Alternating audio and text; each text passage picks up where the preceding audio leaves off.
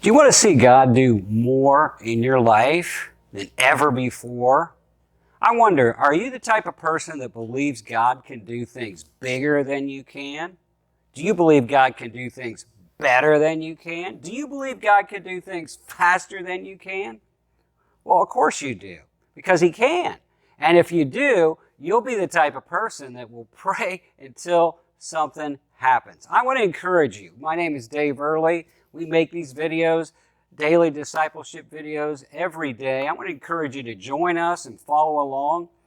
But I want to give you a principle that will change your life, and that is the principle of persistence, persevering prayer, the principle of praying until something happens. If God's put a big thing on your heart, if you have a big need, an impossible situation, and you prayed about it once, if God put it on your heart, if it honors His name and advances His kingdom and accomplishes His will, pray until something happens. Daniel did. He prayed 21 days before he got his answer. God sent the answer on day 21, but he had to pray 21 days with fasting before the answer broke through. What if he'd quit on day 20 or day 19? He prayed until something happened, and it happened. An angel came with a great answer for him. Jesus.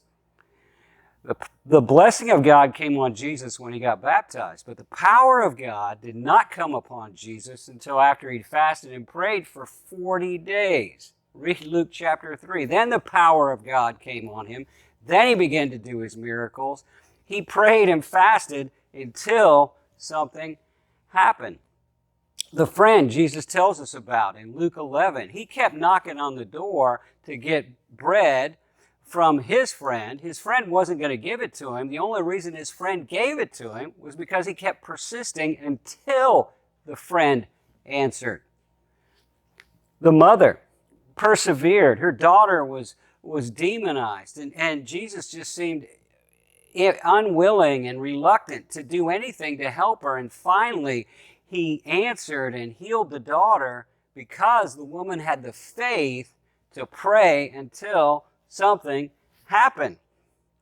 The widow, she couldn't get justice from the unjust judge, but finally he gave up and gave her justice because she would not go away. She would not quit. She kept praying. She kept persevering. She kept persisting until something happened. I want to encourage you to pray until something happens. Elijah had to pray 7 times before the rain came after 3 years of drought in Israel. What if he'd stopped at time number 6? There would have been no rain.